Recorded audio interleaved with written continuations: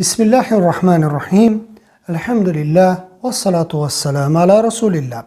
Jemi në shkurtesën e dytë, kemi arritur tek tema Kur'ani dhe agjërimi do të ndërmjetësojnë në ditën e gjykimit. Si do të ndërmjetësojnë këto?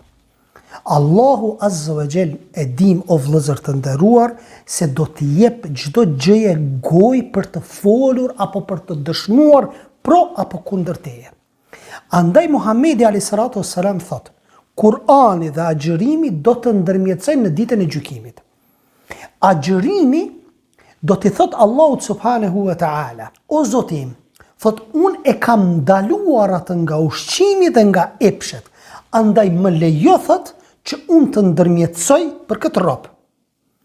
Ndërsa Kur'ani thot ja Rab, thot më lejo thot të ndërmjetësoj sepse unë këtë rob thot unë e ndalova nga gjumi i natës, andaj thot më lejo që të ndërmjetësoj dhe Allah i madhërishëm u jep leje dhe thot që të ndërmjetësoj.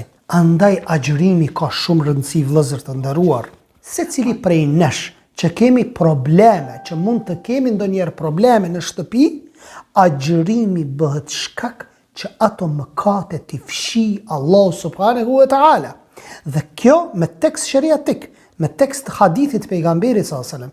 Thot Muhamedi alayhi salatu wassalam nga Hudhaifa ibn al-Yamani, transmeton hadithin radiyallahu anhu, fitnet, sprovat e burrit me pasunin, familjen dhe fqinjen e tij i shlyen agjërimi dhe lëmosha. Nëse agjeron, këto do të fshihen me lejen e Allahut Azza wa Jall, dhe nëse jep sadaka lëmosh, do të fshihen me lejen e Allahut subhanahu wa ta'ala. Dhe tema e fundit, dera e Rayyan e xhenetit për agjëruesit. Është një derë posaçme ku agjëruesit do të futen nëpërmjet kësaj dere dhe kjo derë quhet Rayyan. Kush është ai person i cili do të futet në xhenetin e Allahut nga të gjitha dyert?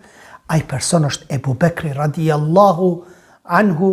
Subhanaka Allahumma wa bihamdik, ashhadu an la ilaha illa ant, astaghfiruka wa atubu ilaik. Allahu ju shpërbleft.